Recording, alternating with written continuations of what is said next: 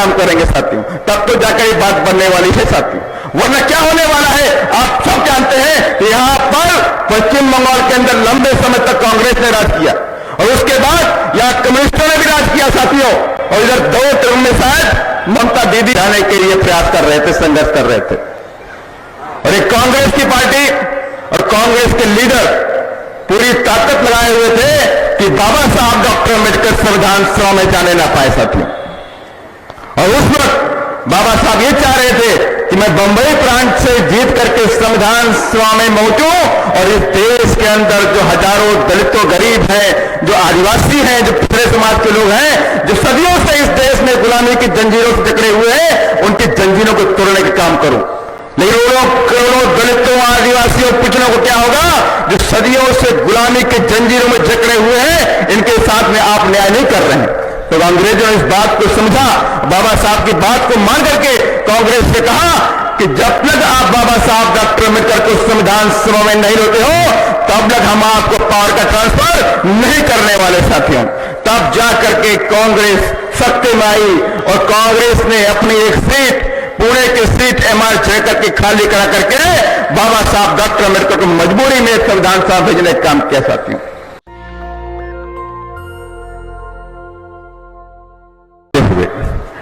और आज हमारे बीच बहुजन समाज पार्टी के राष्ट्रीय कोऑर्डिनेटर, युवा हृदय सम्राट आकाश आनंद जी हमारे बीच में मंच पर उपस्थित हैं। साथ ही आज इस चुनावी सभा में हमारे बीच में उपस्थित हैं स्टेट के कोऑर्डिनेटर, पूर्व MLC श्री रणवीर अशोक जी, प्रदेश के अध्यक्ष, प्रदेश के उपाध्यक्ष, प्रदेश के कोषाध्यक्ष, प्रदेश के महासचिव और साथ ही दूर दराज से आए हुए बहुजन समाज पार्टी के फॉलोवर, समर्थक गणों, बहुजन समाज पार्टी के सिपाहियों, कार्यकर्ताओं, आप सभी लोगों का मैं स्वागत अभिनंदन करता हूं कि आप लोग इस वक्त जो देश में कोविड-19 जैसी महामारी के बीच में भी आप लोगों ने समय निकाल करके कोविड-19 की जो गाइडलाइंस हैं उनको फॉलो करते हुए इधर बहुजन समाज पार्टी के समर्थक के रूप में आए हुए हैं। आप सभी लोगों का मैं स्वागत अभिनंदन करता हूं। साथियों, क्योंकि पश्चिम बंगाल की धरती है और स्थानीय धरती है पश्चिम बंगाल की साथियों, ये क्रांतिकारी धरती है पश्चिम बंगाल के साथी। याद करिए वो दिन, इस देश के अंदर 1946 का दौर चल रहा था और बाबा साहब डॉक्टर अम्बेडकर इस देश की संविधान सभा में जाने के लिए प्रयास कर रहे थे, संघर्ष कर रहे थे। और एक कांग्रेस की पार्टी और कांग्रेस के लीडर पूरी ताकत लगाए हुए थे कि बाबा साहब डॉक्टर अम्बेडकर संविधान सभा में जाने ना पाए साथियों। और उस वक्त बाबा साहब ये चाह रहे थे कि मैं बंबई प्रांत से जीत करके संविधान सभा में पहुंचूं और इस देश के अंदर जो हजारों दलितों, गरीब हैं, जो आदिवासी हैं, जो पिछड़े समाज के लोग हैं, जो सदियों से इस देश में गुलामी की जंजीरों से जकड़े हुए हैं, उनकी जंजीरों को तोड़ने का काम करूं। लेकिन कांग्रेस जान नहीं थी और कांग्रेस ने पूरी ताकत लगा दी कि बाबा साहब डॉक्टर अम्बेडकर को हम बंबई प्रांत से संविधान सभा में भेजने नहीं देंगे साथियों, जाने नहीं देंगे।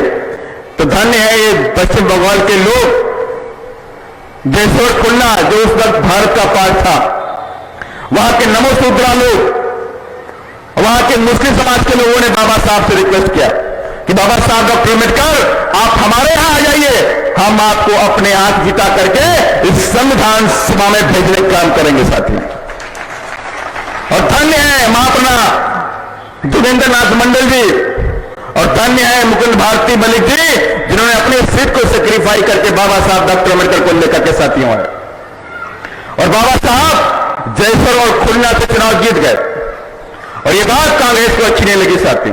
और साजिश के तहत कांग्रेस ने क्या किया, कहा बाबा साहब डॉक्टर अम्बेडकर आप जिस क्षेत्र से जीत कर आए हुए हैं वो क्षेत्र तो पाकिस्तान में चला गया, पूरे पाकिस्तान में चला गया। अगर आप मेंबर बनना चाहते हैं तो आपको मेंबरशिप छोड़नी पड़ेगी क्योंकि वो पाकिस्तान चला गया, आपको पाकिस्तान जाना पड़ेगा। तो बाबा साहब ने कहा कि मेरे लोग, मेरे समाज के लोग, मेरे गरीब जो साथ लोग हैं वो इस देश में रहते हैं, मैं पाकिस्तान जाके क्या करूंगा। जबकि पार्टीशन का रूल था कि जहां पर 50% के ऊपर मुस्लिम समाज के लोग हो गए उसको पाकिस्तान बना, लेकिन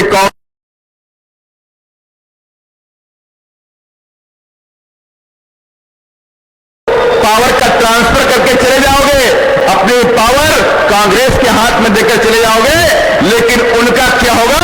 ये करोड़ों करोड़ों दलितों, आदिवासियों, पिछड़ों को क्या होगा? जो सदियों से गुलामी के जंजीरों में जकड़े हुए हैं, इनके साथ में आप न्याय नहीं कर रहे हैं। तो अंग्रेजों ने इस बात को समझा, बाबा साहब की बात को मान करके कांग्रेस से कहा कि जब तक आप बाबा साहब डॉक्टर अम्बेडकर को संविधान सभा में नहीं होते हो, तब तक हम आपको पावर का ट्रांसफर नहीं करने वाले साथियों।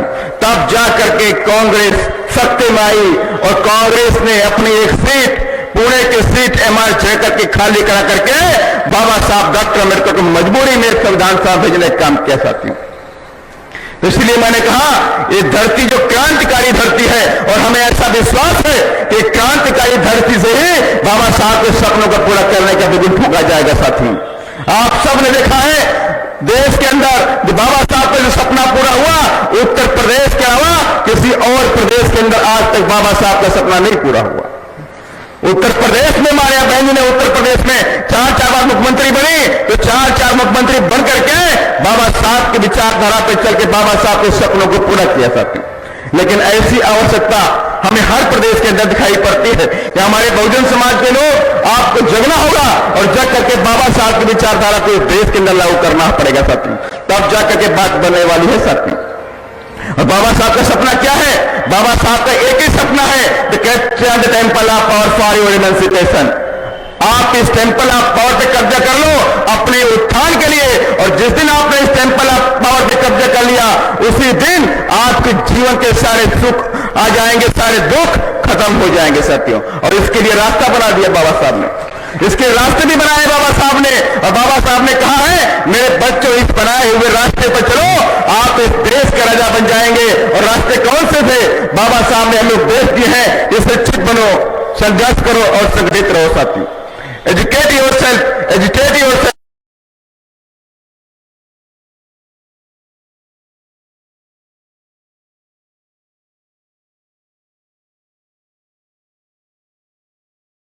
और यूनाइट योरसेल्फ। में अपने जहन में उतार नहीं पाए सकते। अगर इस बात को बाबा साहब की हम मान लें तो हम मानेंगे आप सच्चे फॉलोवर साथी हो। आज बाबा साहब के साथ साथ आज 11 अप्रैल साथियों है, और 11 अप्रैल के दिन महात्मा ज्योतिबा फूले के जन्म दिवस होता है, जिन्होंने आज हमें इस देश के अंदर शिक्षा का अधिकार दिया था। और आज से 3 दिन बाद बाबा साहब का जयंती साथियों, बाबा साहब का जन्म दिवस साथियों है। तो कम से कम इन दोनों महापुरुषों की जयंती के बीच में पश्चिम बंगाल के अंदर चुनाव होने वाले हैं और चल भी रहे हैं साथियों। तो मैं आप सबसे चाहता हूं कि बाबा साहब की प्रण लेकर के बाबा साहब के सपनों को पूरा करने का प्रयास आप करेंगे साथियों, पूरी ताकत के साथ में अपने बहुजन समाज पार्टी के प्रत्याशी को जिताने का काम करेंगे साथियों। तब तो जाकर ये बात बनने वाली है साथियों, वरना क्या होने वाला है आप सब जानते हैं कि यहां पर पश्चिम बंगाल के अंदर लंबे समय तक कांग्रेस ने राज किया, और उसके बाद यहां कम्युनिस्टों ने भी राज किया साथियों, और इधर 2 टर्म में शायद ममता दीदी। नेशनल दस्तक की आपसे गुजारिश है कि अगर इसको बचाना चाहते हैं तो नेशनल दस्तक को सब्सक्राइब करने के लिए रेड कलर के सब्सक्राइब बटन को दबाएं, फिर बेल आइकन की घंटी दबाएं।